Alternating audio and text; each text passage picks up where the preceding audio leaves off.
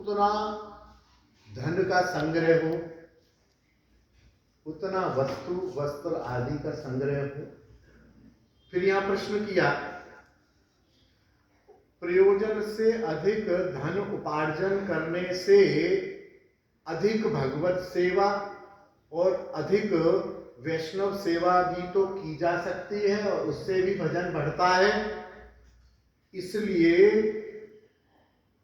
प्रयोजन से अधिक धन संग्रह करने में क्या हानि है?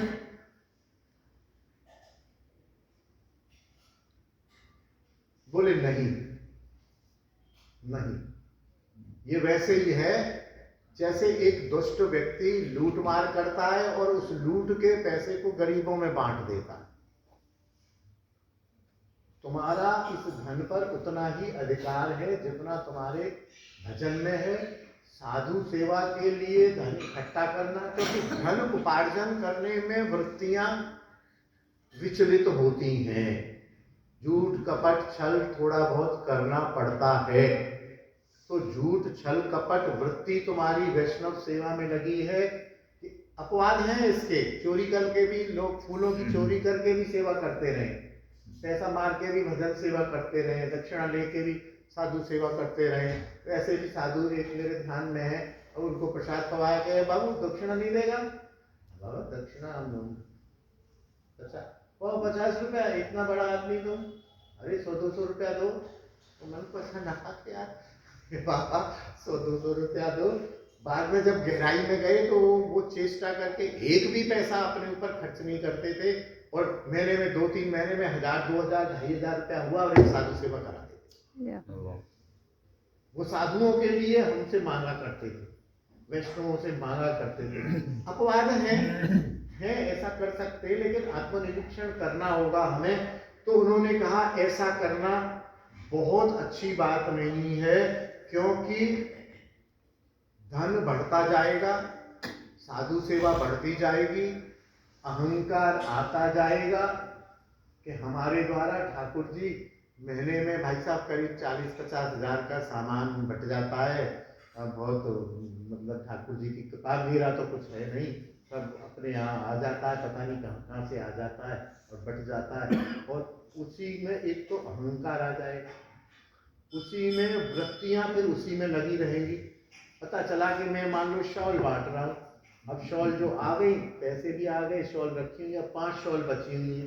तो ये भाई लगा हुआ है कि कल अगर 6-7 साधु आ गए तो शॉल 5 है। लगेगा ना, दिमाग लगेगा ना उस तरफ। साधु कल 7 आ गए और शॉल 5 रखी है तो क्या होगा? भजन में वृत्ति को ऐसा करते हैं, पवन जी को फोन कर देते हैं, अरे अमृतसर से भेज दो भैया 20 गांठ का शॉल का। पवन जी को फोन किया, श्रद्धा है, प्रेम है, भेज भी देंगे। कभी ऐसा भी हो सकता है कि यार ये अच्छी दोस्ती हुई, इससे साल में एक आध फोन आ जाता है, ऐसा भी हो सकता है। साधु के प्रति अपराध भी हो सकता है।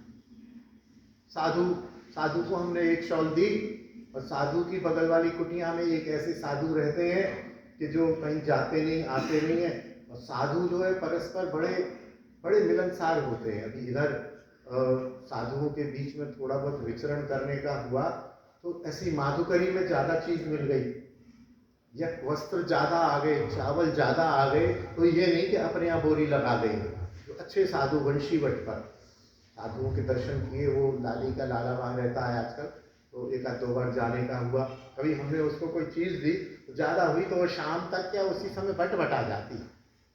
और ऐसा नहीं कि वो बांटता है, वो मेरे पास आई तो मैं सबको बांट देता हूँ, सब उसके पास आई तो सब। तो उसने हमसे एक शॉल मांगी बगल वाले साधु के लिए, हमें संशय हो गया, बाबा यार लालची सा हो गया, एक दे दी ना बाबा, तुमको एक दे दी। नहीं बाबूजी वो बगल में, अब बगल में है कि नहीं है, संशय पैदा हो गया। वास्तव में है, अच्छा नहीं भी हो सकता है, तो साधु भी विशुद्ध साधु हो इसकी पहचान कैसे हो?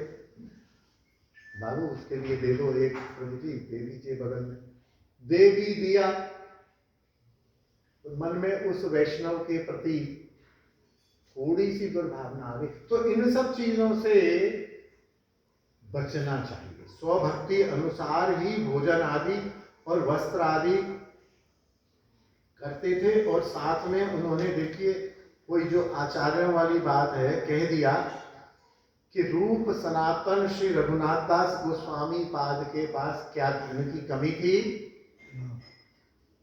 रघुनाथ दास गोस्वामी अपने पिता चाचा को कह देते थे तो राधा कुंड में जो है बिल्कुल 24/7 भंडारा चल सकता था, शोल बट सकती थी। रूप गोस्वामी उस राजा के कौन थे, मंत्री थे, गणपति थे, कौन थे। सनातन गोस्वामी के कहने पर क्या चंदा इकट्ठा नहीं हो सकता था? रघुनाथ दास गोस्वामी क्या नहीं कर पाते? जीव गोस्वामी क्या किसी से पैसे इकट्ठे करके भंडारे नहीं करा सकते थे, गौ सेवा नहीं करा सकते थे, या गरीबों को भोजन नहीं खिला सकते थे? किया? नहीं किया तो हम भी नहीं करेंगे। साधु मार्गानुसार पहले क्या करेंगे तो ये बाह्य है, इससे निकलना पड़ेगा। इसलिए बहुत से लोग इस प्रकार इसको शास्त्र की भाषा में कहते हैं कीचड़ में पांव देना और फिर उसको धोना। तो पांव ही क्यों दे रहे हो भाई? पांव देने की जरूरत क्या कीचड़ में? तो ना तो इस प्रकार का एक शुद्ध भक्त के लिए ये निषेध है। ये केवल अपने शरीर अपना भजन चलता है। ये सब समाज सेवा के कार्य जो प्राइमरी लोग या जो बेसिकली सेठ लोग हैं उनमें भक्ति का थोड़ा बहुत अंश है, वो करेंगे। हम लोग मुख्य भक्ति की मुख्य धारा में लगने वाले लोगों को ये बाह्य प्रक्रियाएं नहीं करनी, नहीं तो इनसे हम बाह्य होते चले जाएंगे, बाह्य होते चले जाएंगे। और ऐसा छोटे से जीवन में कई उदाहरण देखे हैं। घर बार छोड़ के लोग आए, माता पिता की संपत्ति को छोड़ के आए, ठोकर मार के आए, और यहाँ आके भजन में लगे। एकांत भजन से उनका भजन अनेकांत हुआ, अनेकांत से विस्तार हुआ, शिष्य मंडली बढ़ी, गेस्ट हाउस बन गए, आश्रम बन गए, ये बन गया, वो बन गया, सब कुछ हो गया, भजन गाते लगे। क्योंकि माया जो है बड़ी प्रबल है, वो लपेटती है, उससे बच पाना। और वो एक ऐसा भजन का आवरण लेके आती है। वह हम क्या कर रहे हैं भाई साहब, वैष्णवों की सेवा कर रहे हैं, हमको हम एक पैसा नहीं रखते। वो तू रखता नहीं है तो ले क्यों रहा है भाई? तू जब रखता नहीं है पैसा तो तू ले क्यों रहा है?